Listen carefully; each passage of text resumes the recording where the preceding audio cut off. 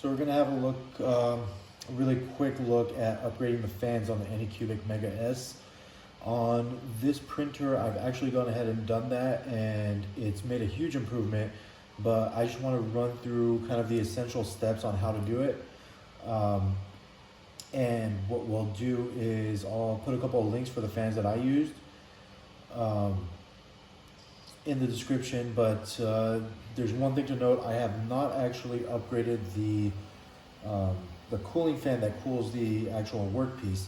So that is still the old fan. It's not too obnoxious, but it should still be upgraded. There was a little bit more involved than I was prepared to do at that point. You've got to drill a couple of extra holes and create some kind of little mounting bracket for a different type of fan so that it can actually fit in that print head. But let's get into it really quick and I'll show you what you got to do. So let's adjust this camera right here. So basically, it's actually very straightforward and simple to get this thing apart. I know it looks intimidating. There's screws all over this. So the 4 screws right here on the sides over here, you don't really have to worry about. Not yet, at least. The 4 screws up top, we're not going to worry about at all. We're never going to undo those screws. Those are actually holding the hot end to the cover. And then over on this end, there are 2 screws that we're also not going to worry about just quite yet. These screws hold in the piecework, the piece cooling fan. So the main screws that we want to focus on right now are going to be these 2 right here. Let's see if we can see that. So right at the front, there's 2 screws right there. That's one of them here and one of them here. And these are all 2.5 millimeter as well, by the way. So those 2 screws, and then we've also got, if you look at the back side of this, there's also 2 more screws right behind this belt. I don't know if you can see it. That's one there and another one right there. So I'm going to take these screws off really quick, and then we'll take a look at what exactly is going on inside of that print head and see how to replace that fan.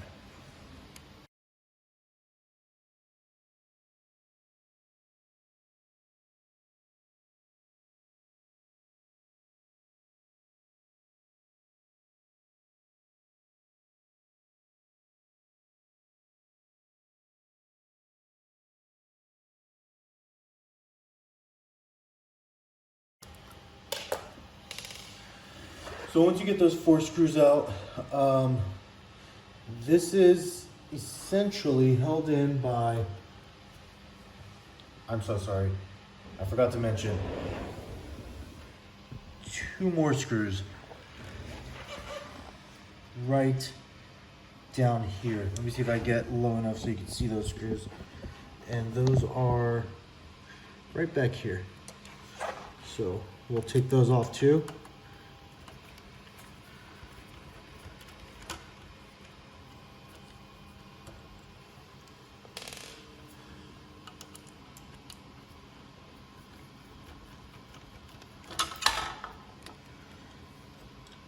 And as you can probably tell, the actual cover just fell forward. So you might want to hold on to that. Not crazy critically important. There's just a couple fans in there. So once we get that screw out, this one's being stubborn, but anyway. So we'll come back around, and so what we got is, and you'll see that I didn't really take too much time to solder this, but we've got 2 fans on the inside of this cover, and these are the 2. They're actually connected. Let's see if we get that to focus. There you go. They're actually connected up on this header right here. So the second connector is for the hot end cooling fan. That third one in from the right. That third one in is actually for the piece cooling fan. So I'm just gonna pull these out so that we can kind of get a better look at how this all works.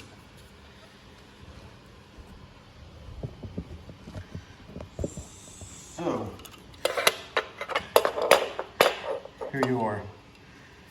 This is what you got. So in here, you can see that this is the cooling fan with the duct on it that cools your workpiece. On the other side is your your hot end cooling fan. So what I did, and it's pretty self-explanatory once you get your new fan in. The new fan has a 3-pin connector, so it's got a it's controllable, but we're not going to use it for that function. We're controlling the speed on these fans simply by varying the voltage, which is done by the mainboard itself. So all you have to do on these guys, pull the 4 screws out. There's nuts on the other side, and just a direct replacement. With the old fan, you're just going to yank out those same 4 screws. Let me see if I actually have it laying around. Turns out I do not.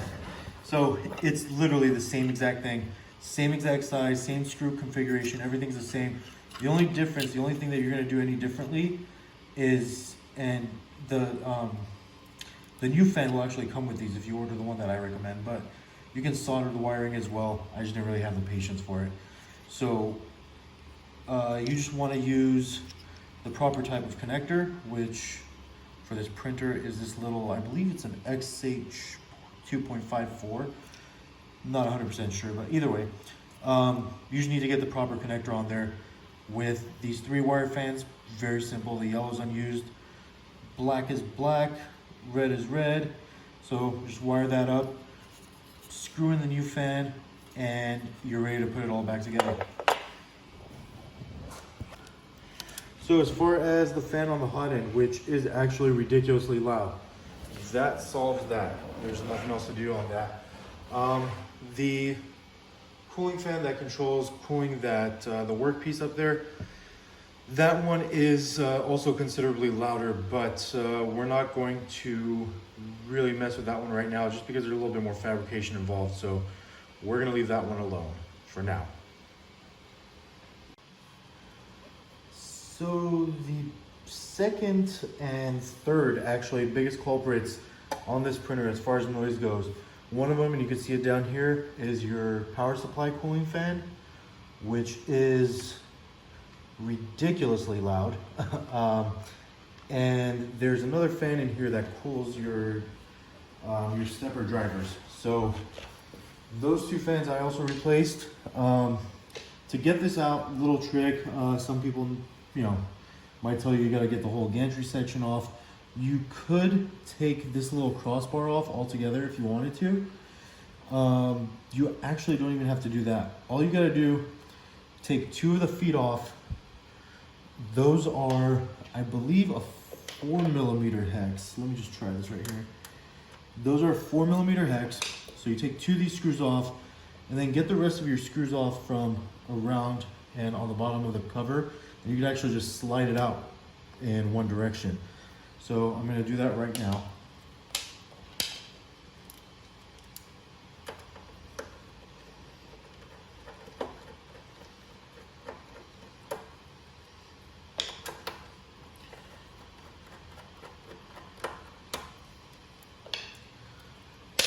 One thing I do want to point out, and you'll notice it in here, if you're looking at the bottom of your printer and it looks different. So this cover is actually on 180 degrees. So it's on backwards from the way they ship it. And the reason for that is this blanked out area right here actually sits right where the cooling fan for your stepper drivers are. So your fan doesn't really get much air, if at all. So I turned it around just so that it is open from down here and it can suck in as much air as it needs to. It looks like maybe they were planning on punching that out with a grill or something, but that's completely blocked off, so I figured that's not doing us any favors. I flipped it around. I do lose 2 of the mounting screws there and there, but not a huge deal for me. I'd rather have the cooling going.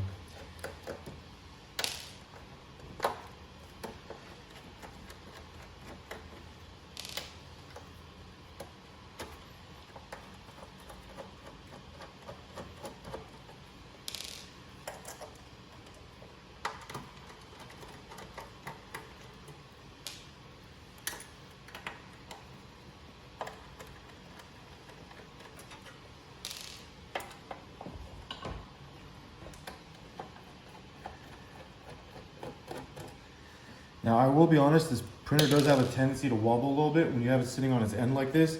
If you have something, I would recommend popping something in under the sides at least to try to stabilize it, but I should be okay for now.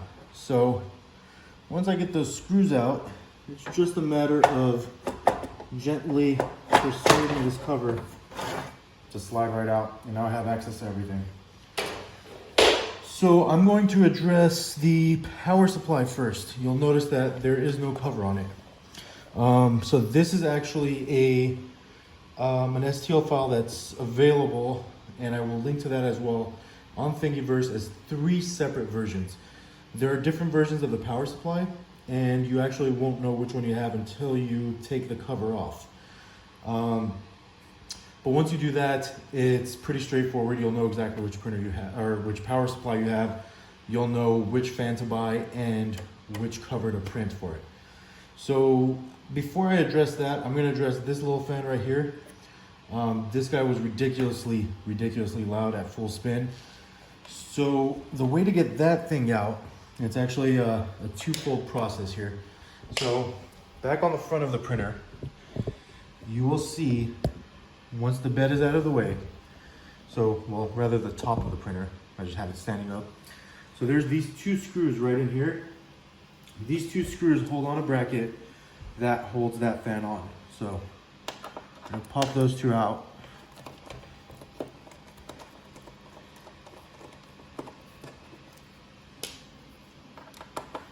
And once you do, that fan should just free fall on the other end. Not so much a free fall because there's still wiring attached to it. But now when we look back over here, obviously that's what this is. So this cable is actually snaked up under the motherboard and comes around, plugs in right over there. So the fan that I'm going to link to is actually a direct replacement as far as the connector goes, and the fan and the mounting and all that.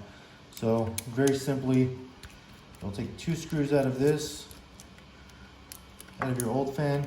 Again, this is actually my new fan, but just for demonstration purposes. Your bracket is a separate piece. Don't confuse those screws because they're different sizes. And then once you get your new fan, you're just gonna pop it straight on to the new, or to the same bracket. Now the wiring is actually not as hard as you would think. It seems like it's going to be a pain in the butt to snake it under the main board over here, but I mean, I'm confident enough to where I will pull it out. Very simply, just, it's stiff enough to make its way to the other side. So you just gotta find your little opening amongst all the wiring that's going back there. And of course, now that I'm trying to demonstrate it, it's not going to work out the way I planned. Try to go down actually, but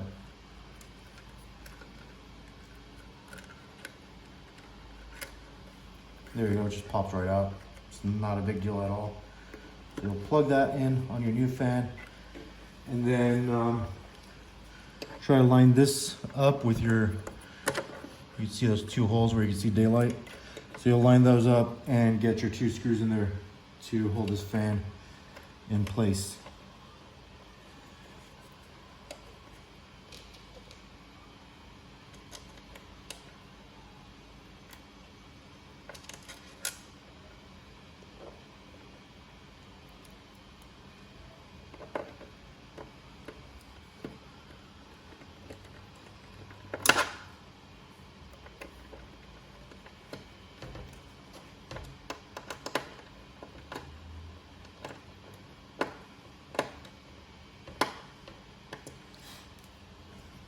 All right, so now that that's taken care of, to address this guy right here,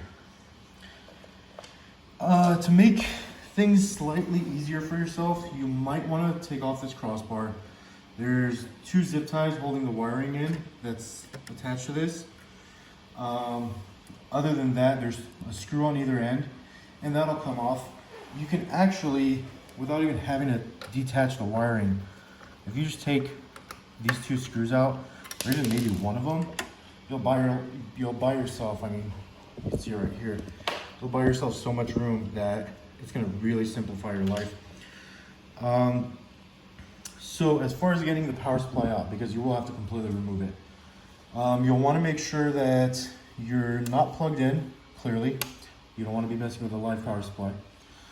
What I would recommend is take a photo of the way that the wiring is actually installed in there, just so that you don't get confused as far as what's what on your wire terminals. And once you have that, once you know that you don't have any power going into this thing, just undo your wiring, and then we'll undo the screws that hold the power supply in.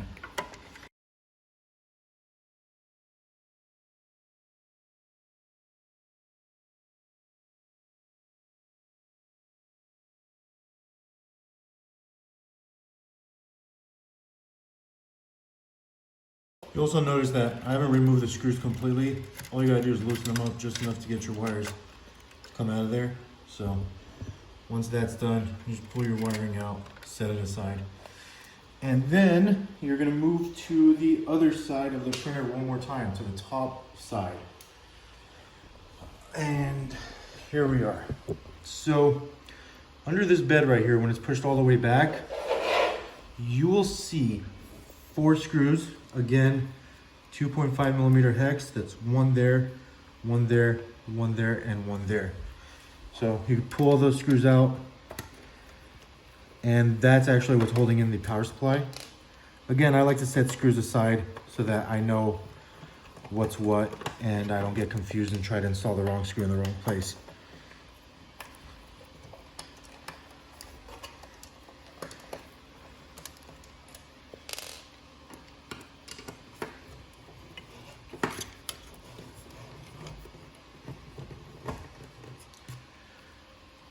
So once your 4 screws are out, I come back over to this end. Your power supply is now free. So the reason why I want to take this off, because it's not small enough, or short enough rather, to slide out one end or the other. So this buys us a lot of room. Just pop this up slightly and out.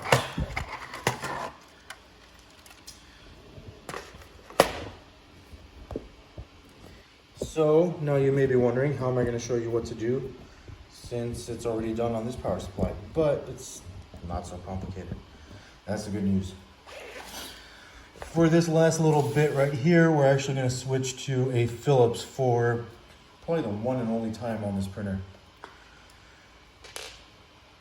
We're not worried about the old fan, other than we're going to salvage the connector off of it.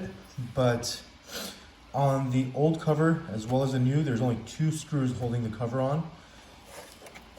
That's one right here. That's next to the terminal strip with the power connectors. There's 1 screw in there. And if you loosen it up, I mean on this it's kind of holding it in there just because it is PLA and it's not perfect. And then 1 back here in that same corner, or on the same side rather. So once I loosen that up, basically there's a little track that this sits on your original power supply cover. It's actually gonna kind of, it's almost like a little, I don't know how to describe it. You actually have to push back a little bit and then pull up, because it's almost like a couple little hooks with a track kind of deal going on. But on this, you can just pull it straight up, and this is what you get. So on your old power supply, you can see that's the power connector for this one here. This is what I had to salvage from, again, almost like the hot end cooling fan. I just had to reuse this connector right here. So on this specific fan that I'm using, and hopefully you have the same version power supply, which is one of the newer ones, it's nice because you can fit a larger fan on it. There was one version, I believe, that only took a 60 millimeter fan. This is a 92 millimeter by 14 millimeter fan. So once you print out your handy little new cover, which is very well ventilated compared to the old, all you really have to do, get your new fan, 4 screws that are included with the fan, so 1 in each corner. You're gonna pop those in there and wire up your positive, negative terminals. So let me just address this really quick. On this fan right here, so there's a 4-wire fan, PWM fan. It's, it reads back temperatures, it's controlled, it's all that fun stuff. But we don't need all that. All we need are actually those first two wires. The black is ground, and that yellow is your 12-volt power. Those are the only two wires you're going to need. The other two I recommend cutting at different lengths so that they're not touching each other and shorting out, and just tape them or heat shrink them, whatever it is. Just keep them isolated so they're not touching anything else where they shouldn't be. Once you get that done, reassembly is exactly the same as when you took it apart. Very, very straightforward. There's only thing you got to make sure of is that you're hooked in there properly around the back end. And there's a little plastic piece that you want to try to tuck in here as well.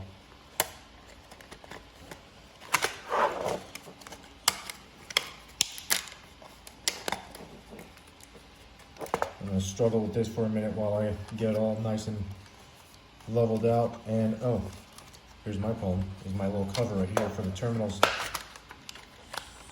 Make sure that's forward. Actually clips down so it stays out of the way.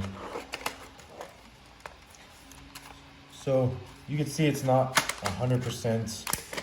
That's the nature of a large PLA piece like this. It's not going to be 100% square or level or anything for that, for that matter. I mean, if you wanted to print it in a higher resolution than is recommended, you definitely could, and you can get a little bit more sturdiness out of it if you wanted to print it in ABS, but it's not required. So the PLA is just fine. So we'll do same screws that we took out. One here in the front near the terminal strip, one here in the back with this little hook right here. Essentially what's going to happen when this power supply is mounted in there, because of the space that it has or doesn't have rather, there's not going to be much space for it to move around, so we're not too worried about it. Installation, same as removal in just the reverse order. So again, we have this little guy loose so that we can make ourselves some space. I'm going to pop this in, and it does sit somewhat like that, so don't be alarmed with that. It will sit a little lower than you expect it to, but once that's in there, I recommend putting in your screws first. So it might take a second to hunt around and find those 4 screw holes, or one of the 4 rather. But once you find that first one, the rest should be fairly easy.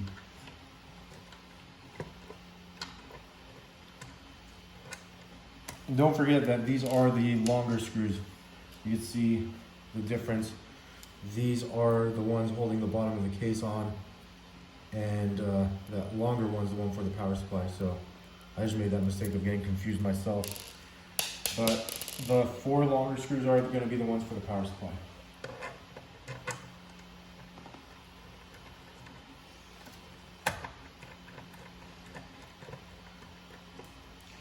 Again, anytime you're mounting anything, I don't recommend fully tightening screws until all 4 of them are in. They threaded in straight, nice and gentle. It just makes it a little bit harder to get those screws in there if you start tightening them up one at a time, and if it's for whatever reason not lined up on the other end, it just becomes a little bit more of a pain in the butt. So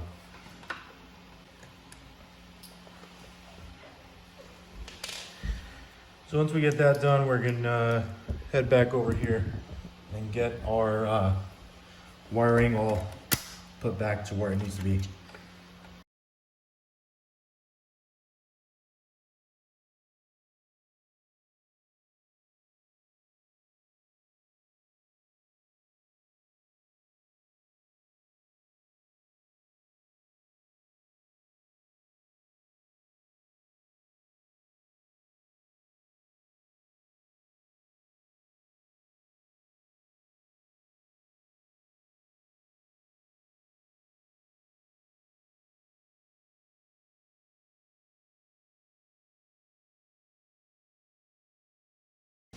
Once that's done, snap that closed and just make sure all your wiring is tucked in.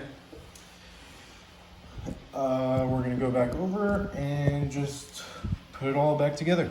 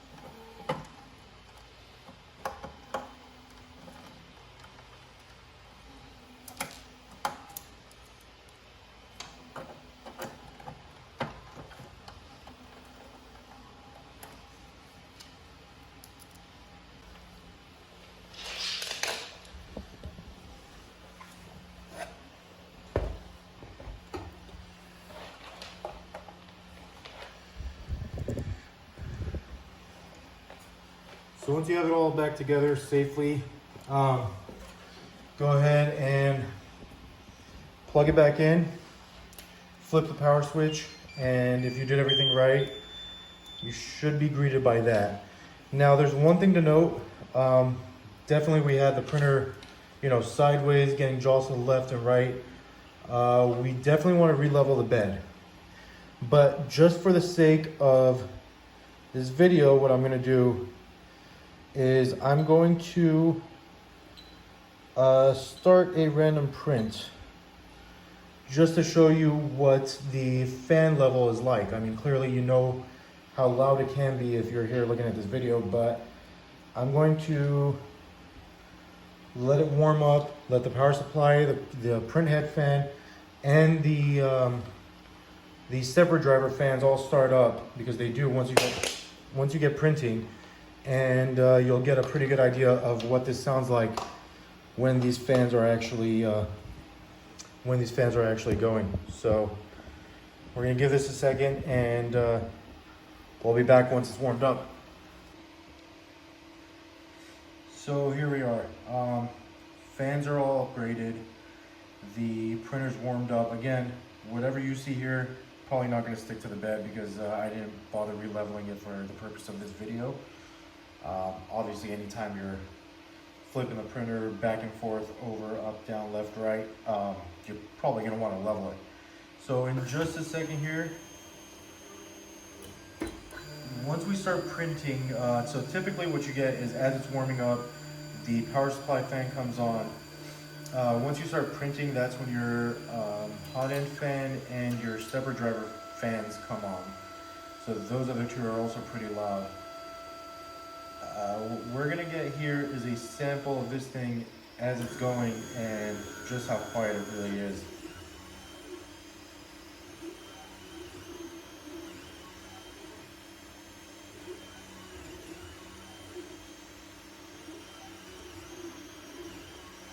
So as you can tell, the only thing you can really hear are the steppers and the stepper drivers. The fans themselves, you can't hear them at all. The part cooling fan is still somewhat loud. Not loud per se, but it is noticeable. But with the other fans, you can barely hear them. So there's that little sample for you, just so you know. And clearly, if you own one of these and you're watching this video, you know how loud those fans can be.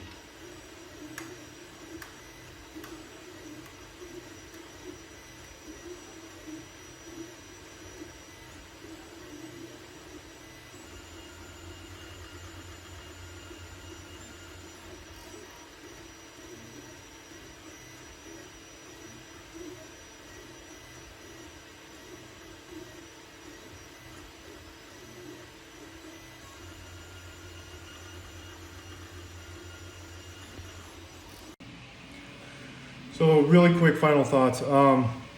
Huge upgrades. These fans are not that expensive. I want to say anywhere from $6 to $15 per fan. So I think altogether I was $25 to $30. Not a huge deal at all, especially considering how big of a difference it is. Again, look in the description. I'm going to link to all three fans that I used, and I will also put a link to the Thingiverse thing for the covers. If you read through the description on that, and I think it's in both German and English, but if you read through the description on that, it'll go through telling you which cover you will need depending on which power supply you have. So take a look at that, and I hope you enjoyed this video. Give me a thumbs up, and on to the next one.